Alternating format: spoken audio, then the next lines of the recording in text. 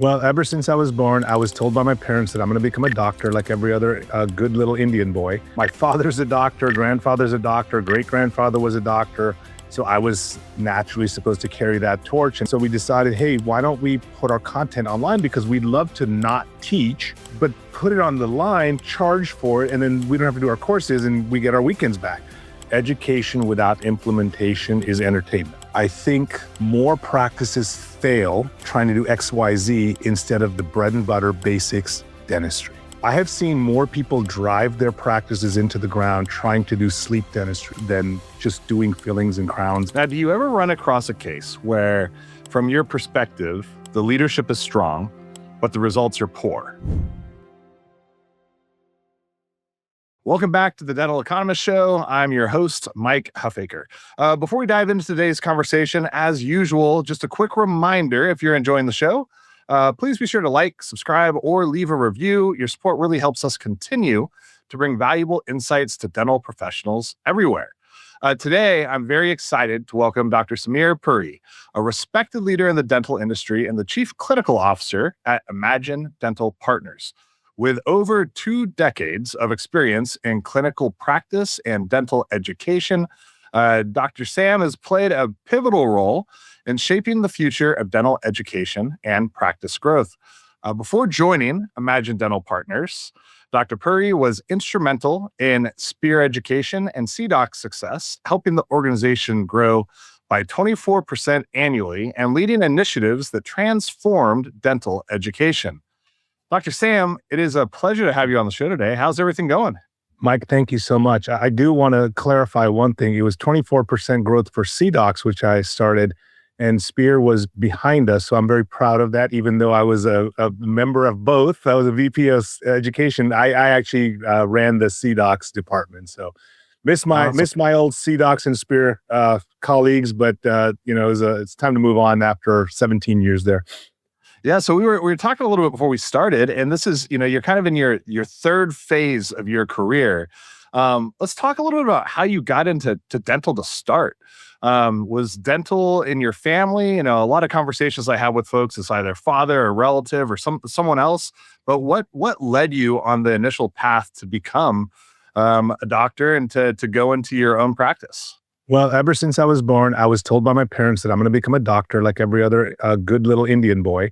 My father's a doctor, grandfather's a doctor, great-grandfather was a doctor. So I was naturally supposed to carry that torch. And when I got into college after the first quarter, I was in a 7-year college accelerated medical program. I was like, I don't want to do this because it's, medical school, then residency and, internship and all that stuff. So I called my parents. I said, I don't want to do medicine. And my mom actually started crying. She's like, how can you do this? But all I knew was healthcare. The other part of my family was in technology. So I knew that, but I didn't really, I thought I was going to be in healthcare my entire life. So my aunt was a dentist. My college roommate at the time was applying for dental school because his parents were dentists. So I said, why not dentistry? And so that's how I switched, and then, went to USC for dental school, and then University of Tennessee for my residency. So that's kind of how I got started in the dental profession. Now, what did you determine that was the correct path for specialization when you became a dentist? You opened up your own practice. You were doing cosmetic dentistry. Is that? Yeah, I was a general practitioner. I did a AEGD, Advanced Education General Dentistry residency. So I had a lot of training in implants. As soon as I graduated, I took a number of courses: LVI, Bruce Crispin in Woodland Hills. I think I took like 300-400 hours in the first 2 years of education, and just focused my practice more on aesthetics and restorative. So I never specialized, but I did a lot of specialty work. And that just seemed natural to me. I enjoyed it. Kind of got into the CEREC game very early on, and started down that track. And that's kind of where my education or my clinician path took me, just basic restorative work. And then focusing more and more on CEREC education, which led to the next part of my career, which was starting an education company, which I had never intended or planned to do. Yeah. So how did that come about? So you had your practice, it looks like for 14 years, but prior to selling your practice, you founded and started CDOCS. What was that process like for you to determine that you wanted to launch something new? Yeah, so there was one more like intermediary step that led me to that. So some people are familiar with the Townie meeting, Dental Town. Dental Town was a popular discussion board back. I haven't been on it in a while, but I think it still exists. Um, I was very active on Dental Town. A friend of mine, Dr. Trun Agarwal, and I decided to start the Townie meeting. We had no idea what we were doing, but there's all these people talking online. But we thought, why not make a physical meeting where like you can put a name to a face? And so we went to Dental Town and said, hey, we'd love to do this. They gave us their blessing to use the name and everything. We ran that for 10 years. But as part of that, I met Serona Michael Loggins, who's one of our co-founders at Imagen. Serona was a sponsor. And because I was the organizer of the meeting, they said, hey, you should get a CIRAC. We'd love to have you as an advocate. And funny enough, back in my residency, I had been very seriously looking at the CIRAC system. So that's how the education thing came to be, is just connections through my conference business at that time, which we ended up selling 10 years later. But that gave me a lot of industry contacts. And so what started off as hey, come do a local study club and talk about this technology led into, the largest CIRAC training program in the world. And at one time I had trained more CIRAC users than anybody worldwide. I think that was my claim to fame back then, but I don't think I could even turn on the damn machine today. I bet you'd be able to figure it out. I don't know. They've changed quite a bit, so I haven't really kept up as much with it today. But we still believe in the technology and use it in our organization, and so that's how CDOCS came to be. And then Imtiaz Manji was opening up what at that time was the Scottsdale Center for Dentistry. So we were the first instructors there, and then just moved our workshops, started teaching there. That became Spear Education, and then Spear Education was bought out by private equity, and then they eventually bought CDOCS from me. Got it. When you were first getting into the education side and you were starting your CIRAC education, founding CDOCS, did you know that it would become what it ended up becoming? Like, what were your initial kind of intentions, and when did you know that it was something bigger than what you originally thought? Yeah, boy, I was doing courses with another individual in LA. We were using the Patterson branch, and I happened to meet Imtiaz, and that led to that whole relationship. We started putting our content online. And this was back in 2005, 2006. YouTube was just starting. Getting a video up online is not easy at that time. So we're putting it on a server, and we would do these weekend courses, and they were kind of becoming more and more popular. So we decided, hey, why don't we put our content online? Because we'd love to not teach, but put it on the line, charge for it, and then we don't have to do our courses, and we get our weekends back. Uploaded a video because some people kept asking the same question. So I took a tripod on a camera, recorded the CIRAC machine, and then figured out a way to upload the video with my co-instructor at the time. And next thing you know, we had like 600 views on that thing in 24 hours. We're like, whoa, we're on to something here. I had family in India. They built out a website. We've got a list of CIRAC owners somewhere, went to UPS or USPS, sent out a mailer that said $1,000 for this website. And we had people sign up and never had to invest in the company again because the subscriptions just rolled it. Why $1,000? Because at that time, Serona was giving two $1,000 vouchers for training. So we could just take a voucher. We got approved by Patterson and Serona to take a voucher, and it set the price for the website. That's perfect. So, now as you look at where you're at today as Chief Clinical Officer at Imagen, what do you consider your most important responsibilities? And how would you define what a Chief Clinical Officer's role is all about? Yeah, that's a great question. I would have never imagined that I would be a part of a group, let alone the Chief Clinical Officer. growing up in my private practice, as well as then educating a lot of private practitioners, Spear and CDOCS, we didn't have a lot of groups coming to us. That was not even on my radar because, groups don't necessarily have a great, reputation per se, many of them. DSOs are looked down upon by the profession. The difference here was that our model is unique. Our doctors have a lot of clinical autonomy. We don't have any outside influence. We don't have private equity in our organization that is telling us what to do. So we kind of control our own destiny. So this was the right fit for me.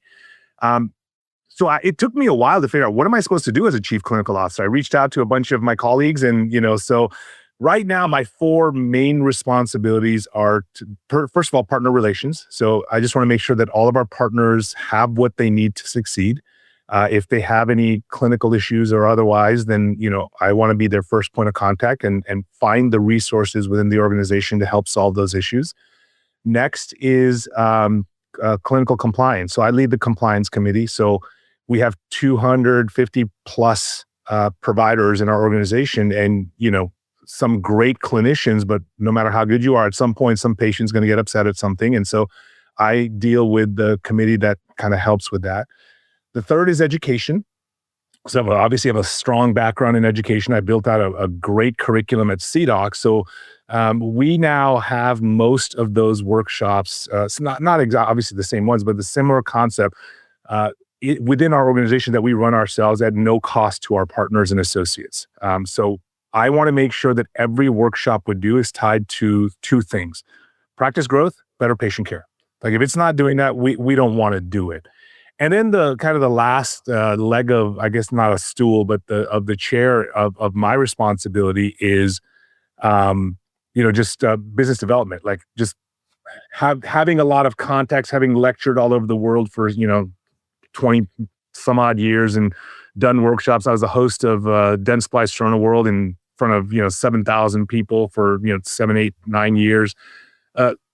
I go out and I tell our story. I tell our Imagen story, how we're different, and hopefully recruit great new partners. So beyond that, those are my four core responsibilities. But I have a very strong supportive role to the rest of our executive team. So, for example, our chief operating officer is responsible for our hygiene strategy. Well, that hygiene strategy doesn't exist without the chief clinician chiming in and saying, hey, this is what we should do. So I work hand in hand with the rest of the executive team on a million other initiatives, but those are the four core responsibilities that I have. Let's talk about the education component a little bit more, because you mentioned how Imagen is different, and I've gotten to know a lot of the folks at Imagen pretty closely over the past year or so, and I would agree with that statement, with the approach in many different ways, not only like the model, how it's constructed, where the financing's from, the lack of private equity, the ownership of the partner doctors, but the education piece I find really fascinating as well. And you guys are obviously very uniquely equipped to execute at a high level an education program and curriculum inside your organization, given the background of Rez, yourself, and others that are on the executive team. It's not something that I think is common. And so can you talk a little bit about when you are bringing on partner doctors, or even within your current organization, what is the willingness that your partners have to participate in the education program? Is it something where there is typically a lot of buy-in at the outset, or is it met with skepticism that then needs to be kind of managed or discussed to help people understand where the value is? Walk me through kind of how that works a little bit. So before I do that, I'll say one thing. So I quote this to Rizwan because he has said this repeatedly, and it's very true. Education without implementation is entertainment. Okay. Now, having come from an education background as a business, what is the goal of every institute out there? Hey, take a course, have a good time, but we want you to come back for the next course, and then the next course and the next course. So it's when you do education in the retail space, I think you have a different motive. I'm not saying that's a poor motive, But the motive is I got to make sure that my business grows. My business is coming to our courses and taking classes. That's anyone doing education as a business out there. Our approach is different. It goes back to that education without implementation is entertainment. So one example, we implemented a clear aligner workshop. Set a goal that we wanted our doctors to do clear aligners because, look, it's straight teeth, healthy teeth. It's a no-brainer, right? It's relatively easy to learn for younger associates and easier to implement. And it helps really build someone's practice. We had a 24% increase in 2025 in the number of cases that we did. So that's a direct result of the education that we implemented. So I wouldn't say there's skepticism within our organization at all. I think the doctors are very excited about it because we have been very purposeful in the courses that we have in our curriculum directly tie into clinical results. Going back to those two things, better patient care, growing your practice. Okay. So for example, we've had doctors that have wanted to do Botox. Okay.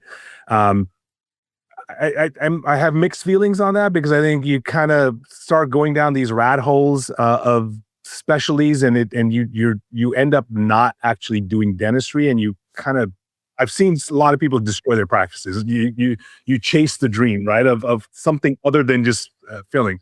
So we did an analysis. We had one of our doctors do a course in Botox. This is prior to me arriving. We looked at the data, the 14 or so docs that attended the course. What was the end result of the revenue in their practice as a result of that course? There was none. There was no bump. There was no increase. Now, I'm not saying everything is about revenue, but you have to look at that. Is this something that we're going to do? And if there's no revenue, that means you're not treating the patient. So there's no patient, care. I nixed that course. I don't want to do it because this just doesn't have that benefit. What does have benefit? CEREC training. That directly gives a better patient experience doing a restoration of single visit, and you're reducing the costs in the office by doing that restoration chairside. Implant dentistry. You're taking care of patients. So we have a pretty robust implant training program for our doctors and associates. That is directly tied to revenue, but obviously you want to be able to do that surgery well so that we can implement that for better patient care. So as we've approached our education philosophy that way, every course is tied to metrics. We track the results. Now, being a 5-year-old company, we are switching over, as you know, to Denticon for all of our offices. That has made it 1,000,000 times easier to manage our data. We were on 11 different programs as prior to this journey. So knowing, what is the increase in implants, because everybody's got their own little weird codes that they use for implants and clear line. It was a nightmare. But now that we have every practice on Denticon, it's significantly easier to track the results. And if we have a workshop that's not moving the needle, again, I'll use the revenue metric, but understand that's directly tied to patient care. If you're not increasing revenue, that means you're not doing the procedures on the patients and that you're not benefiting the patient health. So looking at the revenue metric, if we do a course and like we've done 3 or 4 of these and there's no bump in the specific codes that are tied to that workshop, the ADA codes, let's not do it. I have no revenue from the workshops. This is not a revenue center for our organization. This is a cost center. So we don't want to do workshops that are not effective. So as we've approached it with that philosophy, partner associate buy-in has been tremendous. So we have not had the skepticism that, one might expect. The other thing that helps, a lot of my faculty have been seasoned teachers. They've been out there. I hired them at CDOCS. I've trained them. They've been my colleagues and friends for 15, 20 years, and they know what they're doing. So our workshops are engaging and good, and people have enjoyed it. Yeah, I want to talk a little bit about clinical autonomy in the context of a DSO. Oh boy. Yeah, I know it can be a hot button issue for folks. We've done an industry report. We continue to release it, and it's across a huge swath of practices that are leveraging Denticon or Cloud9, our solutions. And what we've seen over the past couple of years is there's many, many practices that are doing very well, but there's also many that are not doing well. And this is not directly pointed at Imagen. This is just in the industry as a whole. What we saw in the industry report across, I think it was 4,000 practices. It was like 60% plus were on the positive side of year over year same store growth. But there was like 35 to 40% that were not. And when you look at an organization, I don't care which organization, it's going to have some blend of high performing practices and those that are performing less well. And when you think about the notion of clinical autonomy, which really ties to that patient care that you're talking about, which ultimately ties to revenue, what are the effective doctors and practices doing that the ones that are not having success are not? Leadership. They're still leaders of their practice. A common theme that I see is I joined XYZ group, Imagen as well. You're supposed to grow my practice. Yes, we can put in certain tools. We have certain policies and procedures that have proven. I mean, we're growing. Our organization is growing, so that's proof. But you still have to be the leader of your practice. You cannot abdicate that leadership. So I'll give you a perfect example. Prior to partnership or prior to affiliation with whatever group, you're working 4 days a week clinical in the chair, and then you join, and now you're working 2 days a week. Well, my practice isn't going. Well, you're the main provider, and you're not in the chair as much. So that is a big thing. It's leadership of the individual and the mindset. Now, our model is different, so our doctors have skin in the game. They own 40% of their practices, so they have an incentive to keep going. Some of the other groups, it's hard for me to comment on because you're now a W-2 employee. You don't have anything other than that, however they get paid. But you have no incentive to grow. So I actually find that challenging how some of these groups do it, because if I'm selling 100% of my practice and I've gotten my check, like, what do I care what you do, right? What's the motivation? I mean, so I think that's why I love our model. It's a win-win for everybody. The topic of clinical autonomy, I think you were going to kind of lead to, well, what do you do with someone that's not showing leadership? It's tough. It's a difficult discussion. In fact, in our organization, we have spent significant amount of time defining that autonomy and how it works. And, I think the 30,000 foot level is there's business autonomy and clinical autonomy. Clinical autonomy, we don't touch. You want to practice a certain way. You want to use your own lab. You want to do whatever procedures. You want to do Botox and it's not generating any revenue. That's your clinical autonomy. You can do what you want to do and no one's going to stop you. But from a business perspective, we have things that we do the Imagen way: revenue collections, marketing, hiring and firing, anything business related. That is now the responsibility of the parent organization to implement in the office. And we want our partner doctors to be leaders to support that. But we'll never tell a doctor how to practice, how to spin the handpiece, and how to do that. So then the next question, well, how do you then deal with a low performing office? You're making my job easy. It's a great question. And I see your tie in there. Look, I don't think it's any different than a low performing private practice bringing in a consultant. The consultant is going to look and say, hey, look, I understand you love to do these Botox procedures, but here's the revenue from it. If we were to just take that time and devote it to X, I think you will grow your practice more. Or, hey, you were, 36 hours a week chairside. Now we're 18. We need to adjust that. How would you like to do it? So it's there's coaching. Now, in extreme cases, the partnership has to step in and you have to be the 60% owner and say, hey, we have to implement these changes from a business perspective. But clinical, we will never step on anyone's clinical toes. And the business side is, we have things that we do that work. And so the reason I would imagine, pardon the pun, somebody who wants to join an organization like us is, they don't want to do bookkeeping. They don't want to do the hiring and firing. They don't want to do the administrative work. So we don't necessarily have an issue with docs coming to us and saying, hey, I still want to do things the old way. We did initially, but I think over 5 years, we've learned that, this is something that's just non-negotiable. And we're very upfront with that, with our, doctors that are going to potentially join us, to make sure that, like, there are things that we will do that are just non-negotiable as an organization. Denticon, for example. Like, you do not have a choice if you're going to join Imagen to say, I would still like to stay on my legacy practice management system. It just doesn't work. That is not a clinical autonomy decision. That is something that you have to do because that's how our organization is going to scale and function and be more efficient. But if you wanted to, like we have preferred laboratories that we have, and they give us great pricing and great service. But if you want to use your own lab, that's your choice. That now, the only way I can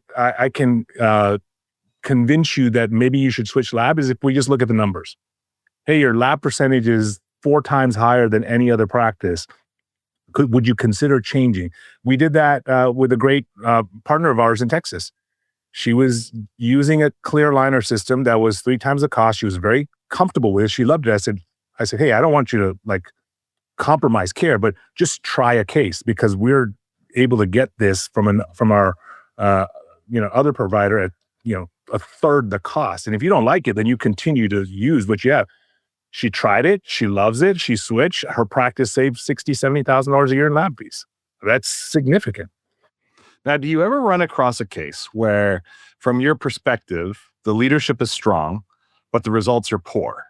And you look at kind of the environment, the practice, and maybe there's just pressures within that environment or that market or something else that prevent the ability to grow? Or is your mindset that any practice can be a successful practice? Well, I don't want to say any practice can be a successful practice. Any Imagen practice can be a successful practice. And the reason I clarify that is we are, I think, one of the more active groups in terms of partnerships and acquisitions. We're very aggressive. We're in our growth phase. We've gone from 0 to 120 offices in 5 years. So we're very meticulous and, again, getting better every single year as our business matures. In the practices that we partner with, we have a fairly thorough vetting process. So I would anticipate that every one of those practices has the ability to grow.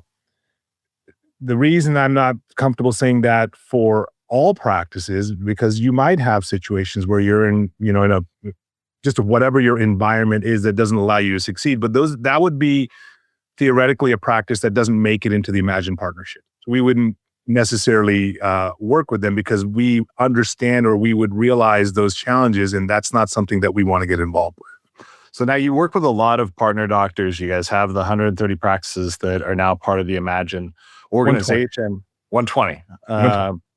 Soon to be 130, I hope. I was going to say, wait till next week, right? Maybe by the time this episode is released, that number will be different. At the time of recording, we are at 120. That's right. When you're doing the diligence, and I have a lot of respect for the amount of diligence that you all do. I think it's an incredibly important element to growing a healthy organization. What are some of the red flags that you see in a potential partner, that would lead you to, pass on that deal or decide that it's not a good fit for Imagen? Yeah, I mean, look, there's economic concerns, there's cultural concerns. If you are wanting to do the same things that you did pre-partnership, not change anything, then why are we partnering, right? Like, again, I'll use Denticon. I refuse to switch my practice management system because I'm used to it. I like what I have. Then that's a non-negotiable for us, right? So that would be a cultural thing.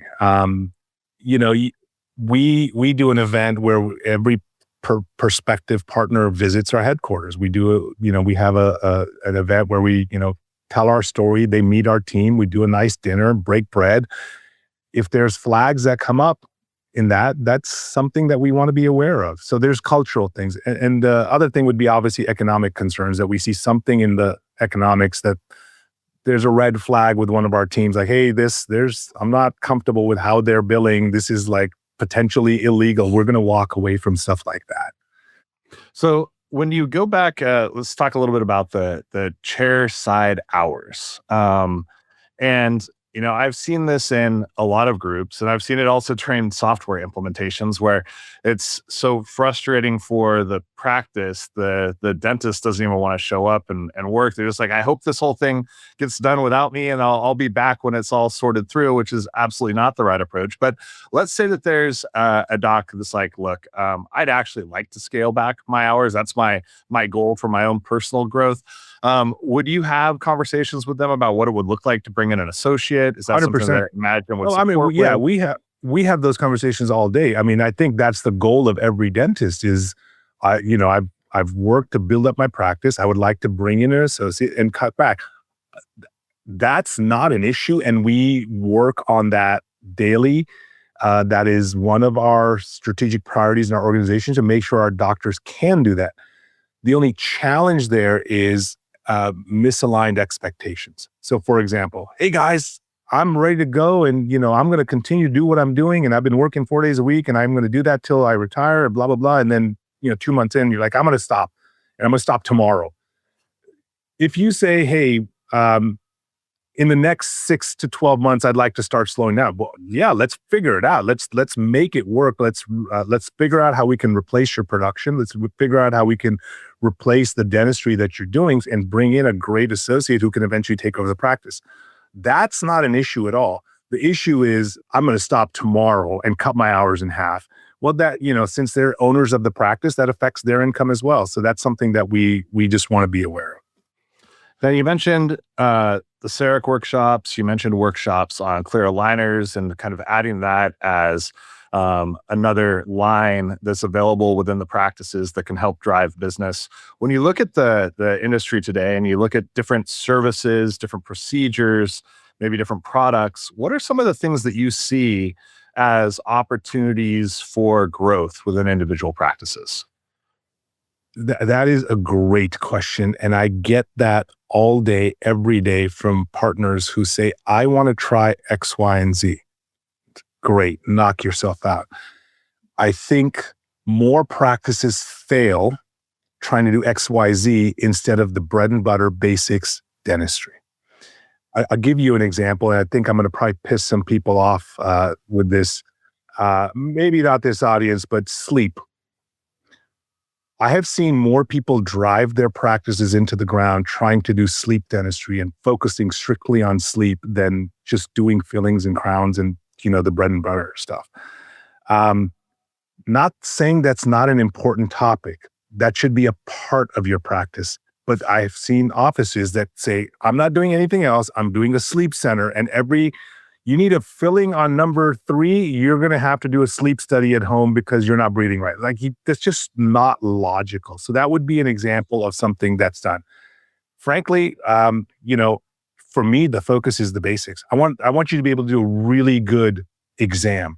I want you to be able to really have a great conversation with patients and show them what's going on in their mouth and be able to do comprehensive dentistry. I want you to be able to do a really efficient crown prep.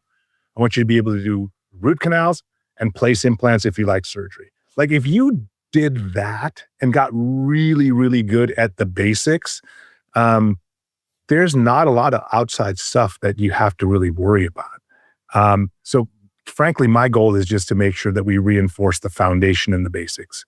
Our partner doctors are pretty good at a lot of that stuff.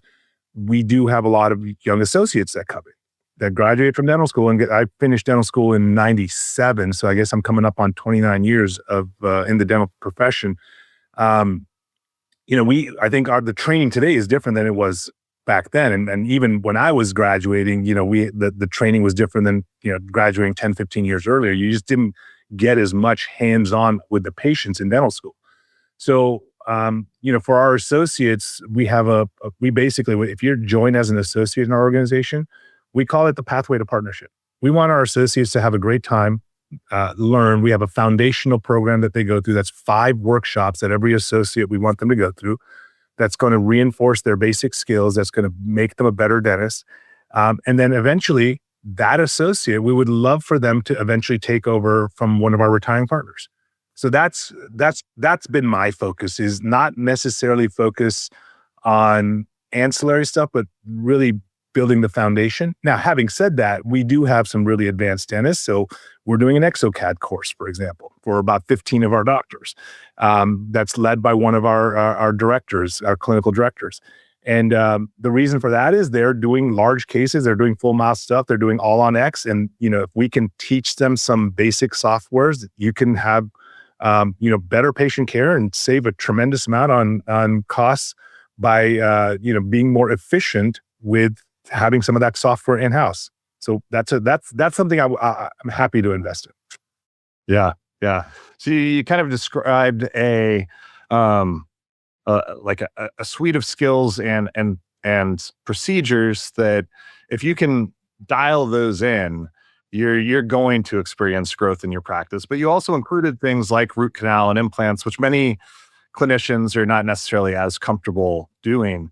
When you think about additional specialty, like more complex ortho cases or things along those lines, how do you handle that? Do you guys mostly refer out? Do you look to have specialty locations that you're thinking about folding into the organization? What's the approach there? Yeah, we haven't touched any specialty locations. If a partner comes in and they have a great relationship with a specialist and they want to continue, absolutely, let's continue that.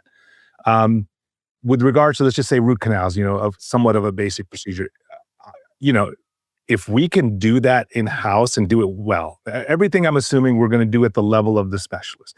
If we can get our doctors trained and they're interested and they can do it in-house, that's a great opportunity to grow the practice. But if you have no interest in doing root canals, that's fantastic.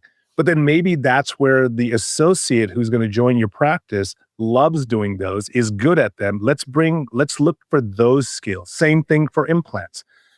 Same thing for maybe specialty work. So my goal as the clinician, the lead clinician in the organization is don't change your specialist relationships if you don't want to. You want to continue them, knock yourself out. That's fantastic. We want to make sure patients are well taken care of.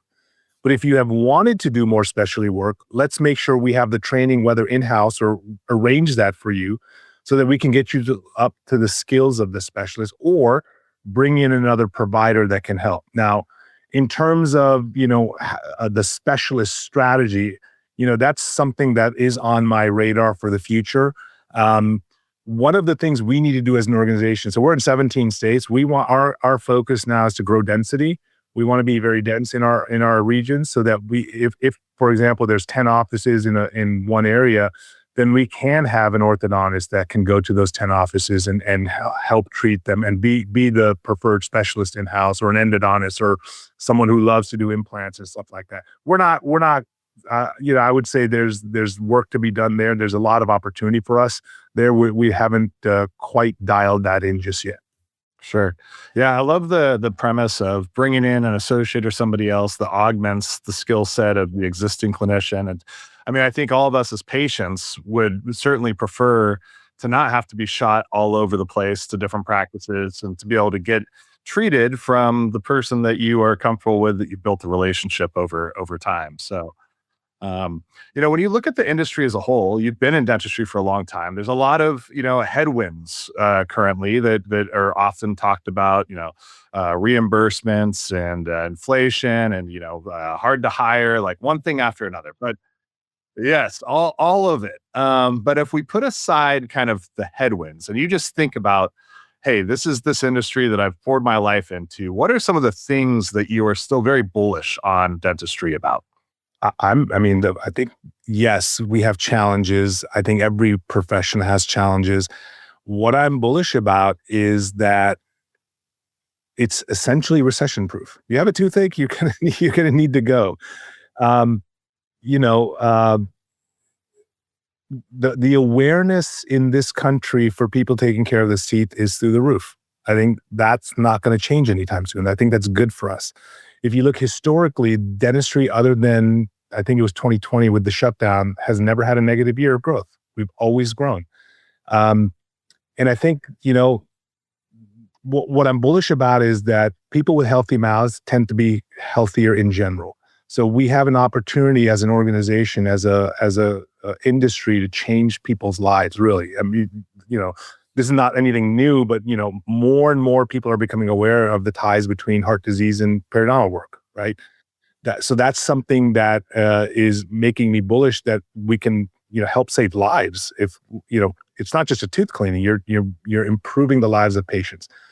The other thing I'm really bullish on is the technology that we have, right? Like between the scanners that when I started, I got my first CEREC in 2003. If you had a scanner, you were an idiot. Like, why are you buying these things? Like, what's wrong with PBS? Today, you have dental students that will graduate never having taken a physical impression. It's all scans. That was when I went to dental school. I never did a gold foil, but that was the thing to do to graduate. Today, dental students, young graduates, don't know what a PBS impression is. And that is only going to get better. And as a technology guy, I love technology. I think the types of technology that are coming, the ability with our new, there's some new cone beam technology, 3D cone beams that's down the road that's interesting. The ability to see decay through, just intraoral scans, the ability to measure wear through progressive scans, the ability to, take those digital scans and do all sorts of types of restorations with them. Dentures now they're not taking physical impression. That's quite interesting compared to, how we used to do it. So the advancements in technology, the investments in the industry are really exciting to me. And the fact that, dentists as a whole, forget the stuff about the suicide rate and stuff. Look, every profession, I think that's overblown, and, other professions and other, the industry likes to make a joke out of that. I think the dentists that I deal with, sure, there's burnout. Sure, there's, you get tired after, a long day, but you have a great opportunity to make a great career in dentistry still.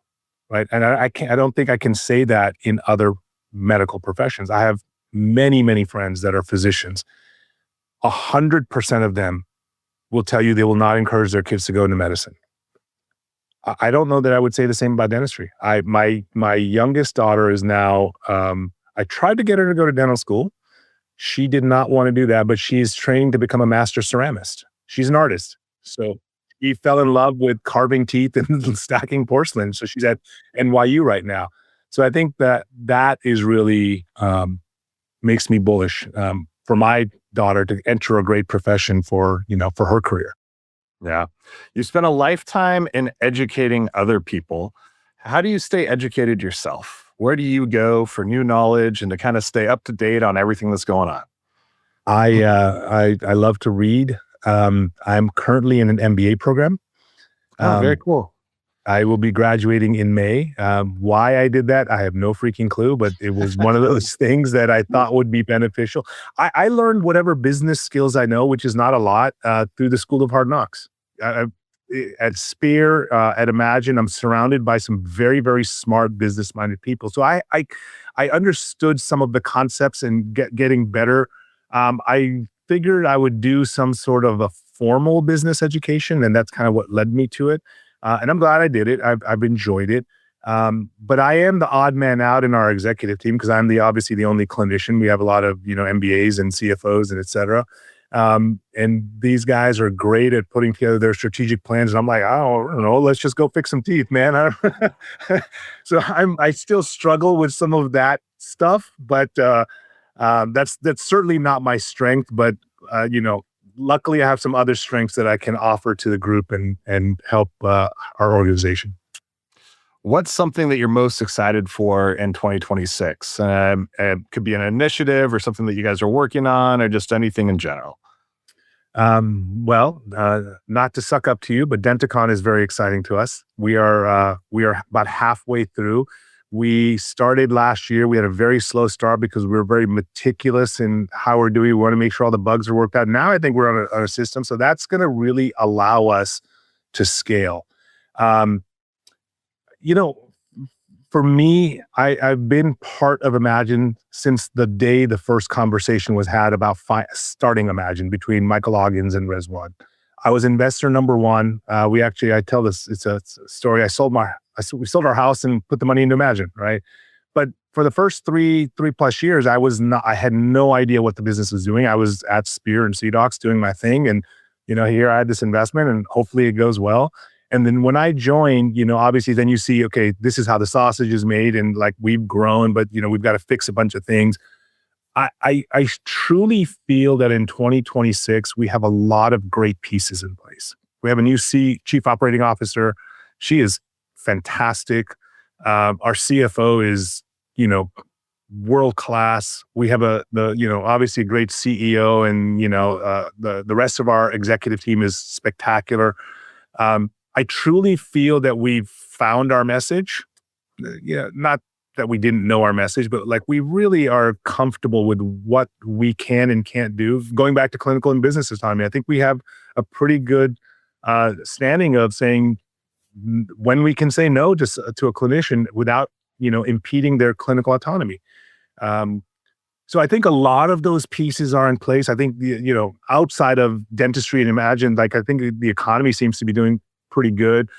I'm excited about 2026. I think it's been 5 years of foundational work at our organization. We've made great strides, and I really think that this year we can really come out and say we know what we're doing. We're an established company, and we've gotten to 120, and we can go bigger. And I mean, our goal isn't necessarily to be bigger. It's just we want to be really good. We want to have really happy partners. We want to have really a great environment where a young associate can come, get trained, and know that they have a long-term future in our organization, because we have partners that at some point are going to retire, and we're going to have these great practices that we're helping to grow as a home for a young doctor to join us. Well, you guys are certainly on that path. I had the pleasure of being able to attend your all company event that you had in Scottsdale.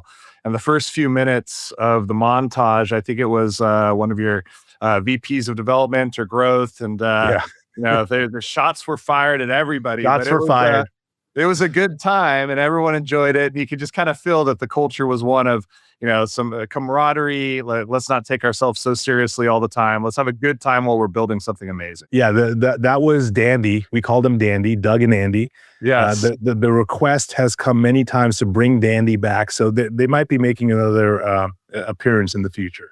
Yeah, So, if they don't have a future in dental, they have a future of being a MC on stage with roasts. Absolutely. The two of those guys, shout out to them. They've been with Imagen since the beginning, and the two of them single-handedly. Now we have additional people on the business development team, but like the first 100 partners or so, it was the two of those guys. They're spectacular. They're just like, kudos to them for what they've contributed to the organization. That's awesome. Well, Dr. Puri, thank you so much for joining. This was a real pleasure. Really appreciate it. Thanks, Mike. I hope I didn't bore you guys or bore the audience. They find hopefully one little pearl in there that they can apply. Absolutely. I think far more than one. So thank you so much. I appreciate it. The Dental Economist Show is brought to you by Planet DDS. To find out more about how cloud-based dental software by Planet DDS helps unleash dentists and their staff to focus on patient care, visit www.planetdds.com.